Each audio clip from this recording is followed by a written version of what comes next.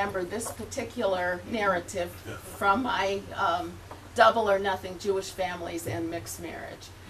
This was a man from Denver who went to his non-Jewish doctor, and he mumbled the prayer while the doctor was performing the medical circumcision in the hospital on the third day. And he did it, he said, because he didn't want to fight with his wife. He just wasn't willing to get into a fight with his wife over having a Brit Milah. And his final line on that was, "I sure hope that God has a sense of humor."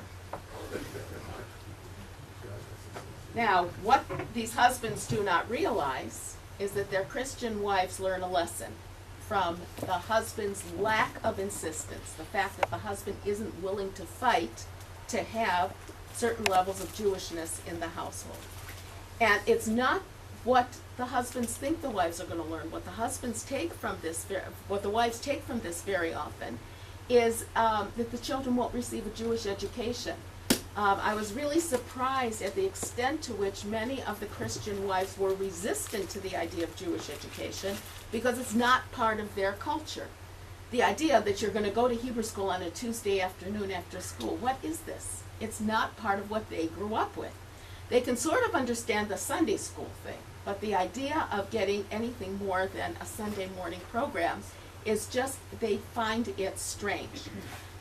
So a lot of the wives, if the husband didn't fight for the Brit Milah, then the wife said, well, I'm not going to, these children, he may think they're going to Hebrew school and having a bar mitzvah, but it's fine. They won't fight for it. That was what they learned.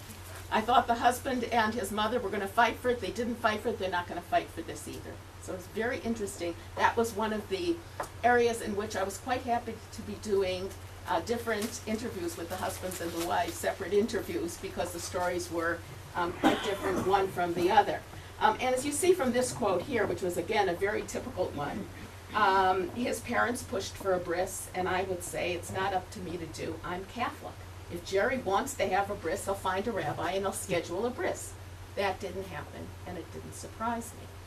And that, by the way, is a pattern that we see a lot, which is that these husbands who don't exactly want Jewish children, they just don't want Christian children, then put the whole burden on their wives, because it's a woman's job to do the religion in the home, even if they're not Jewish. So you have these non-Jewish women who have been saddled with the task of raising sort of Jewish children. One of the areas that really affects the level of Jewishness in the home is who are the friends. And a lot of times people don't understand that when we look at social networks, we're not doing it for a racist reason. We're not saying racially, oh, your friends should all be Jewish. We're saying culturally that who you are friendly with has a profound effect on what your cultural activities are. If we look at proportions of Jewish friends in the home, if we look at intermarried families, the blue is non-Jewish, and the green is about half Jewish, and the most or all Jewish is the darker color blue. So what we see is that the affiliated Jewish mothers have primarily Jewish friendship networks, much higher than that of Jewish fathers.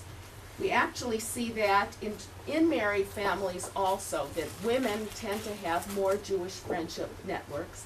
And the reason for that is that men often have private friendship networks at home and in other places, whereas women who are creating the friendship network for the whole family. If there is primarily a Jewish friendship network, that Jewish friendship network supports Jewish activities. And this is really, really important actually for intermarried families, because if the intermarried family has a lot of Jewish friends, then the people that they get together with for Jewish holidays will help to increase their Jewish activities. If they have primarily non-Jewish friends, then they end up being very involved in Christian activities, even though they don't call them Christian. When we see differences between Jewish men and women, here's a good example. This quote here This is the typical way that Jewish women talk about their relationship to their children and to Judaism. Women see themselves as the editors and transmitters of Judaism. And here's a quote which really illustrates this. When kids are little, says this Jewish woman, they just take it all in. When you're so young, it really does become part of your life. My husband's real conservative. She means with a large C, like the conservative movement, not politically conservative. I grew up Reform. We belong to a Reform temple now, which, by the way, was a very common pattern. They went with whatever the wife was comfortable with. When he grew up, they lit Shabbat candles. Growing up for me, Judaism was a way of life. It's nice, it's traditional, it's just something that's so instilled in me, and I love it. And especially when we had the kids, we wanted to belong to a temple because we were just feeling that way. We wanted to belong to a temple and be part of the community more, and lighting the Shabbat candles. So there you see, a woman who grew up in a liberal Jewish environment, but she sees herself as being in the business of creating Jewish memories. That's what she does. She creates Jewish memories for her children. And that was something that women talked about a lot and that men almost never talked about. Now here's a Christian mother who's raising a Jewish child according to her, what she describes her family. And so she pointed and she says, the people across the street and the people on that corner and the people on that corner, they're all interfaith. Okay, so they're living in a family with lots of intermarried families, and she's pointing out where they are. And her kids went across the street, as she describes it. These people hid Easter eggs with our kids. We didn't talk about the Christian content of Easter, so this makes it kosher, you see, because they're not talking about the religious elements. But what they're doing is they're doing this memory-making Christian activity, and it's okay because it's cultural, it's not religious. And it illustrates the importance of friendship networks, because she didn't initiate the Easter egg hiding, but it was because their friends are mostly interfaith families and Christian families, that those activities are the ones that get supported by the friendship networks. If we look positively at one of the most common religious practices in the United States for people who have children in their home, Jews who have children in their home, is lighting Hanukkah candles. It's more common than fasting on Yom Kippur. So what we have to do is we have to look, if we're talking about raising Jewish children, we have to look at Hanukkah candles. And what we see here is that if you're talking about, the green is people who light Hanukkah candles on all or most nights, okay? So if these two are fathers and mothers who belong to some wing of Judaism. They're affiliated with some wing of Judaism. We see that 73% of households that have a Jewish father but a non-Jewish mother light Hanukkah candles every night, compared to 88% of those with a Jewish mother. All right? If we're talking about unaffiliated, we see that 51% of those with a Jewish father, but 73% of those with a Jewish mother. So even in unaffiliated households, the Jewish mothers are likely to try to get those Hanukkah candles lit. The kid may not have a Brit Milah, but they're lighting Hanukkah candles. And if we're looking at in-married households, once again, we see that it's almost universal, except where we're talking about unaffiliated households. And it's interesting that if we're looking at the unaffiliated Jewish mothers there, none of them are not lighting Hanukkah candles at all. 14% are only lighting some of the nights, all right? But we have 0% who are not lighting Hanukkah candles at all. Okay, that we saw before.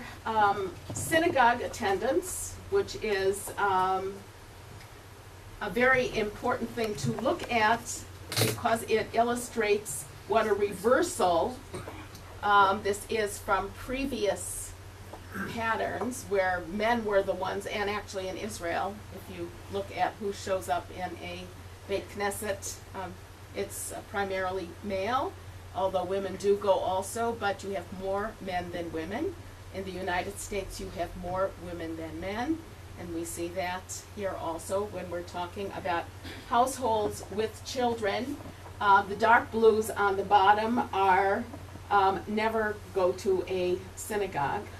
And we see that there are big differences between men and women. Now, what is the impact, and this is where I'm talking about gender imbalance, what is the impact of this change in synagogue attendance on boys? How do boys experience synagogue now that it has become in liberal congregations primarily a female venue? So here's a Reconstructionist female rabbi. This is what it looks like to her from the Bima. And she formulates it in what I think is a very clever way. She says, I feel like in literal Judaism, this is what she's calling orthodoxy, in literal Judaism, in Orthodox Judaism, men don't have a choice. You have to show up, so you do. Once that you have to piece disappeared in liberal Judaism, men were like, okay, we don't have to. So they disappeared. So I think the issue is not so much that the synagogue has gotten feminine, it's that the men have retreated. That's what she thinks up from the Bima. But look at the difference in what this young man says. This is a young man, 20 years old. He says, mostly women have taken over the power of the congregation. We have a female president, and a lot of the board is run by women. And it seems when you go to services, there's less men every single time and more women. Sometimes it's a little too lovey-dovey, hugging everybody. I don't know if you see this in Israel, but you do see it in the United States. You've got somebody up there with a guitar, and there's lots of hugging and kissing. People come up for an aliyah, they get hugged and kissed. Men don't care. There are a handful of men who make a concerted effort and do a great job. He says about his congregation, Bethel is trying to integrate women, but at the same time, now that they are doing it, women are kind of overpowering. And then he makes the statement, in 13 years of Hebrew school, he only had 3 male teachers. And this same young man also uses what I think is a very good phrase. He said, the congregation has a maternal vibe. Okay? So I think that it's very, very important for us to realize that boys from young time onward are seeing the synagogue as a women's place, and they feel alienated. And this is such a flipping over of the way little girls used to feel very often. It's sort of like the obverse side of the same thing, where in Orthodox, and it still is in some congregations in Orthodox synagogues, when little girls used to look over the mechitza and see all the action happening on the men's side. Now it's boys who are looking up on the bima and seeing all the action happening on the women's side. I'll very quickly show you a couple of more tables. This is to what extent do you think that being Jewish is very important to your life? And what you'll see on these tables is that the women are much more likely to say that being Jewish is very important to them than the men are. I'm not going to linger on these. Okay. All right, so our major findings. Women have more social capital than men do. Social capital is investment in activities and attitudes which are specific to the particular ethnicity that you belong to. And today, in the United States, women have much more of this social capital. If you have social capital, you can transmit your culture to the next generation. If you don't, then it's very hard to transmit it. And you can, that's the reason that we use the word capital, is it's a good comparison with money. If you don't have it, you can't spend it. And women have it, and they can spend it, and men are less and less getting it. We see that from boyhood onward. Women are more likely to favor religion in the United States now than men are, and that makes a difference in how they act towards the whole project of raising Jewish children. Number 3 is really one that I would like to emphasize very, very strongly. Very often, especially when we read quotes like the one about the Christian mother and the Easter eggs, we tend to sort of blame the non-Jewish mother in the family. But the real problem is the Jewish husbands who don't care about anything Jewish. They are really the ones who are undermining the Jewishness in these homes. They come into the marriage not caring about it. Most of the non-Jewish wives would support the raising of Jewish children if the husbands showed that they cared about it, if they were willing to not just fight for it or advocate for it, but to support it themselves and not to dump the whole thing on their wives.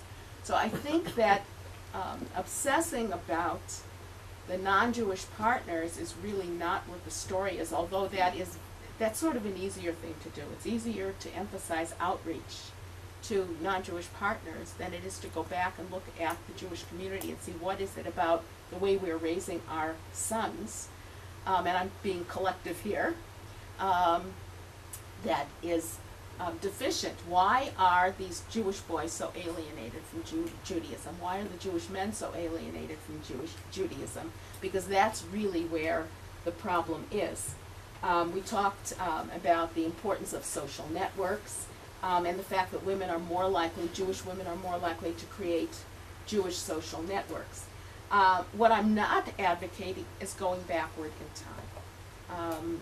What made Jewish families Jewish in the past was not what we would think of as conventional bourgeois gender roles. In fact, very pious Jewish families very often didn't have conventional bourgeois gender roles, but what they did have was distinctive gender roles. There were things that belonged to men, there were things that belonged to women. And traditional Jewish communities have understood that for whatever psychological reason, for whatever social psychological reason, women do like spending some time together with women, and men do like spending some time together with other men. And that religion can be served by providing for that kind of time. That however one feels about what is often called a mechitza minyan, what the mechitza minyan did was it gave guys time together, where they related to each other as guys. And if you're not going to have that kind of time, then you need to create some other kind of time, because it tends to matter to people. How do I get rid of this? I knocked it. Thank you. We girls just can't figure out these chucky things.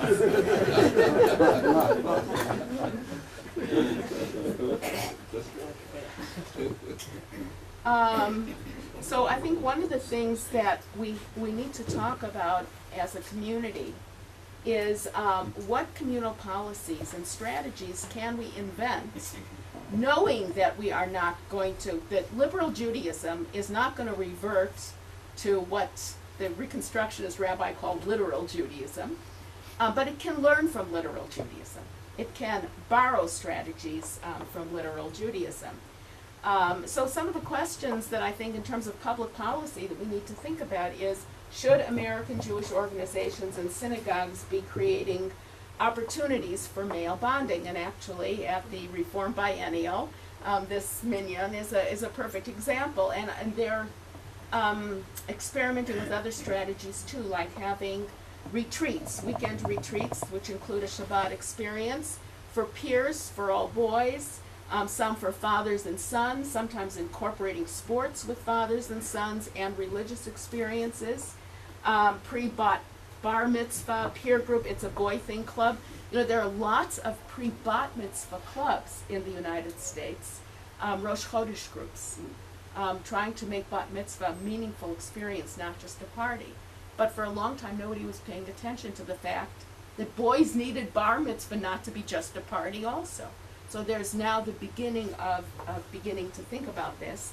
And also what is just beginning is research on adolescent boys, because it's not just in the religious sphere that we see boys being left behind. Actually, there's a big crisis in terms of liberal education in general, that girls are just doing much better than boys are. In preschools, not preschools, I'm sorry, in middle school, like in 7th through 9th grade and in high schools, that girls tend to do better than boys now, partially because schools have become, in the United States, so feminized, supportive, nice. They've done away with a lot of the competitiveness, and it turns out that boys kind of like competitiveness in the classroom.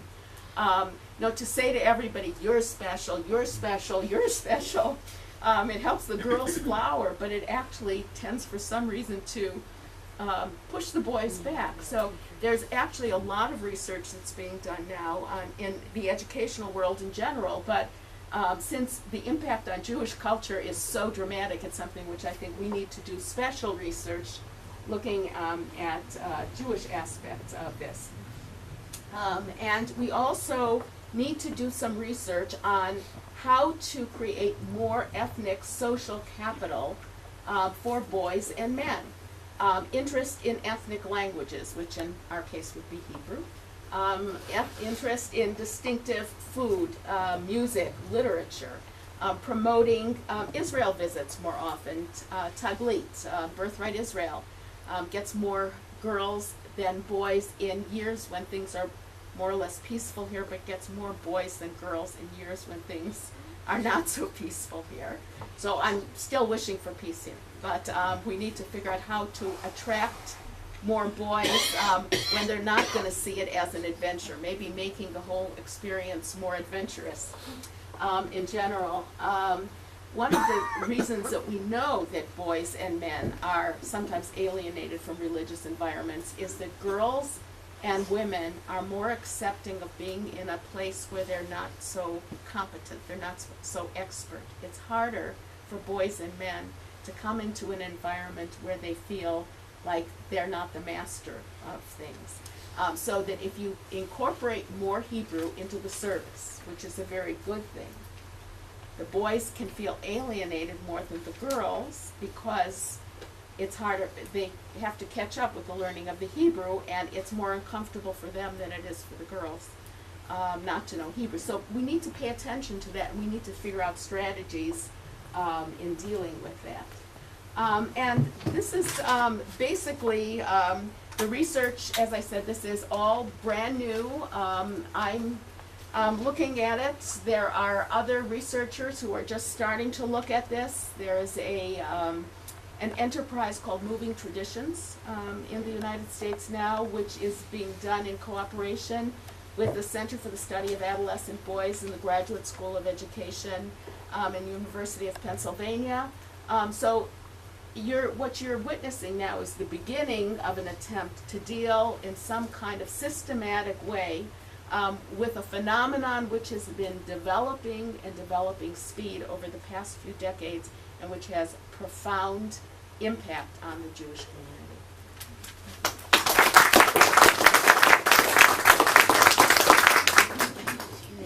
Thanks a lot, Sylvia. We'll take questions. Judge Bach. First of all, thank you very much for most fascinating and illuminating analysis and description. What I wanted to ask you, in the mixed marriages, one part being Jewish and the other not, to what extent is it an importance in the fact that under Jewish religion and Jewish tradition, a child of a Jewish mother is a Jew, while a child of a Jewish father is not Jewish. In order to become Jewish, he has to pass to become Jew. Mm-hmm. And I mean, this is not known everywhere, but I think it is known that this under Jewish tradition, the decisive factor is the religion of the mother. To what extent is that? Does that constitute a factor in what you've described? Okay, so in sociological terms, what we would say is, does the halachic consideration wash out the gender effect? In other words, is the reason that we see this big difference between men and women the fact that halachically those children of Jewish women are in fact Jewish children, whereas those children of Christian women are in fact not Jewish children? And what I would answer you is this is not true in the United States in Reform Judaism. And one of the things that I did was, you didn't see it in the data that I presented here today, but I did look just at the Reform movement. In the Reform movement, it's already a couple of decades now that we have had patrilineal descent, which means that in the Reform movement, if you have a Jewish father, that's considered Zerah Yisrael, that's considered, the child is just as Jewish as if it's a Jewish mother. The fact that we have had this now since the 1980s in the Reform movement means that we shouldn't be seeing that effect anymore in the attitude of fathers and mothers in raising children. Because the vast majority of intermarried families who affiliate with the Reform movement, where the child of a Jewish father is not discriminated against. Actually, in the Reform movement, even the child of a Jewish mother has to redeclare Jewishness at adolescence. The way it works is, if you have one Jewish parent, whether it's the father or the mother, that child is presumed Jewish at birth, and then when that child becomes an adolescent, the child has to say, okay, yeah, I agree, I'm still Jewish, because obviously at birth you have very little to say. It's fascinating. There's an internet chat line called interfaithfamily.com, where there have been children of Jewish mothers in the Reform movement who complain that they are asked just the same as children of Jewish fathers to declare themselves to be Jewish. So I would say that what you're saying is probably true in many other countries, but not in the United States. In the United States, we can't explain away these gender differences because of halachic considerations. Dr. Sarah Schmidt. You define Jewishness only through religious movements.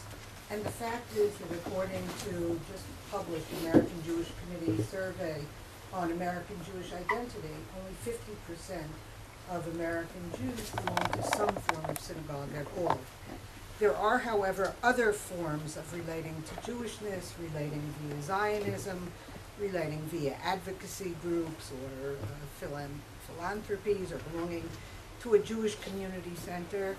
Have you taken that into consideration? Because it's often a much easier way for a Jewish father to get a child involved with Jewish activity. Yes, actually, if you notice the way that question was phrased, it's how important is Jewishness in your life, not how important is Judaism. So usually the language we use when we're talking about the religion is Judaism, whereas Jewishness incorporates many aspects. Now, actually, the vast majority of people who belong to a Jewish community center also affiliate with a synagogue. People often think of the Jewish Community Center as an alternative form of affiliation, but there's a huge amount of overlap. And I happen to show you data which looks primarily at religious observances. But if you look at data that deals with secular Jewish activities, such as reading Jewish books, listening to Jewish music, going to Jewish films, reading Jewish periodicals, it follows the same pattern. The reason I showed you these data is that it's much, much more common for Jews in the United States to light Chanukah candles than it is for them to read Jewish books.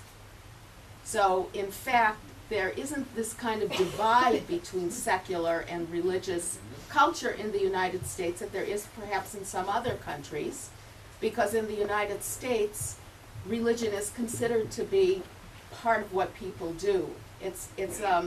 You've probably read data that show that over 90% of Americans say they believe in God, which is definitely not true even to the north. In Canada, you have 60% of Canadians and over 90% of Americans. So saying that they affiliate religiously is actually a very common thing for American Jews, simply because they're Americans, not so much because they're Jewish as because they are Americans. Now, about the 50% affiliation rate, that's why I told you that what you're going to see is different than what you've seen before.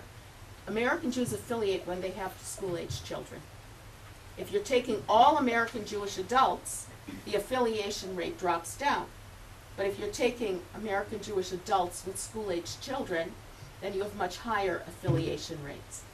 And actually, one of the things that we know for in-married Jews, for two Jews who are married to each other, is that almost 9 out of 10 of them will join a synagogue at some point in their married lives.